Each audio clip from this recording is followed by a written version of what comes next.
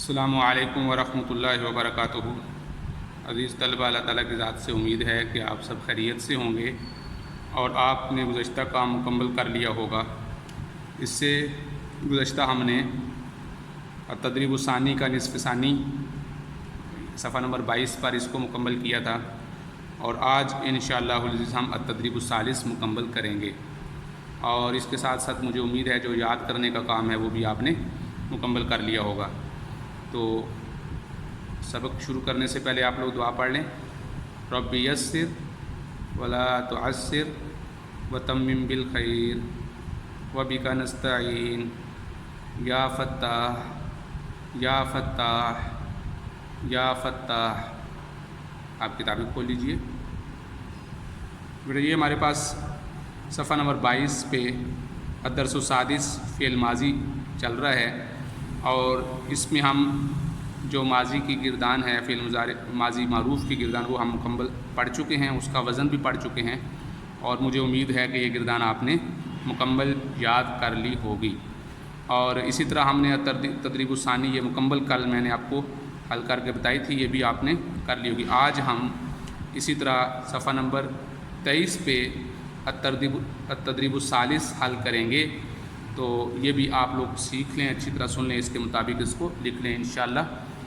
یہ مشکل نہیں ہے، بہت آسان ہے، جیسے ہم نے گزشتہ کام کیا تھا اسی طرح یہ کام بھی کریں گے۔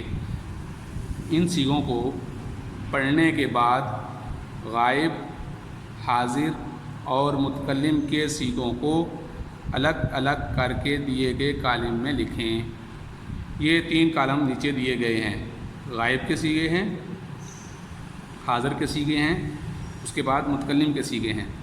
تو آپ اس میں آپ نے گردان یاد کی ہوئی ہے، اس کے مطابق ایک ایک سیغے کو آپ دیکھیں گے اور جس میں لکھنا ہے اس کو لکھیں گے۔ جیسے سب سے پہلے سیغہ دیکھیے کسبہ، تو یہ بیٹا بتائیں کون سا سیغہ ہے، وزن کیا ہے اس کا؟ وزن سے بھی آپ کو معلوم ہو جائے گا، بالکل یہ فعالہ کے وزن پہ ہے، اور فعالہ کا وزن یہ واحد مذکر غائب کا سیغہ ہے۔ تو ہم نے چونکہ مذکر اور مؤنث کے اعتبار سے علیحدہ علیحدہ نہیں کرنے، آپ یہ دیکھیں یہاں صرف غائب، حاضر اور متکلم 3 کالم بنائے گئے ہیں۔ تو اب یہ غائب کا سیغہ ہے تو ہم اس کو یہاں لکھ دیں گے پہلے کالم میں، کسبہ غائب اس میں پہلے کالم میں لکھ دیں گے۔ آگے حزنتن، یہ دیکھیں کون سا سیغہ ہے، حزنتن، یہ آپ وزن پہ نکال دیکھیں گے، وزن پہ کس وزن پہ بنے گا، تو آپ وزن دیکھیں کس وزن پہ بنتا ہے، حزنتن،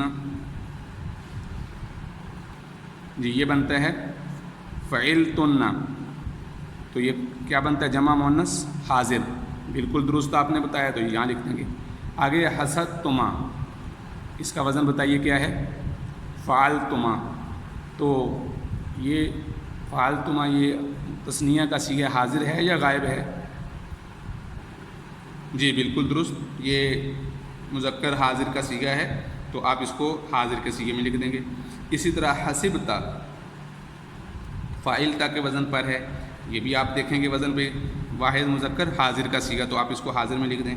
کرہتما، کرہتما اگر فعالہ سے گردان کریں گے تو یہ فاعلہ سامیہ کے وزن سے، فاعلہ، فاعلہ، فاعلو، فاعلت، فاعلتا، فاعلنا، فاعلتا اور فاعلتما، کرہتما، تو یہ کون سا سیغہ ہوا، تثنیہ مذکر حاضر۔ اس کی نشانی یہ ہے کہ آخر میں تما آتا ہے، جیسے حسدتما، کرہتما۔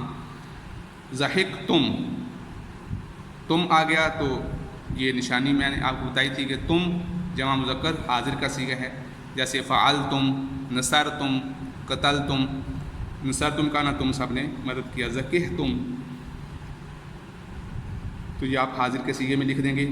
آگے شرفنا، اب آپ دیکھ رہے ہیں کہ یہاں پر عین کلمہ میں تینوں قسم کے تینوں حرکتیں آ رہی ہیں، جیسے یہاں پر فتح آ گیا، یہاں کسرہ آ گیا، یہاں ضمہ آ گیا، تو تینوں حرکتیں آ رہی ہیں۔ جیسے شرفنا، نون الف نہ ہو تو یہ جمع متکلم کی علامت ہوتی ہے، تو یہ متکلم کے سیغے میں آ گیا۔ کتبتو، آخر میں تا اس کے اوپر پیش ہو، واحد متکلم کی علامت ہے۔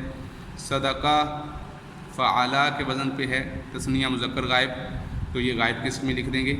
خلقنا، آخر میں نون الف نا ہے، تو یہ نون الف نا یہ پکی علامت ہے، جیسے دیکھیں قربنا، منعنا، یہ دونوں سیغے بھی خلقنا یہ متکلم کے سیغوں میں آ جائیں گے۔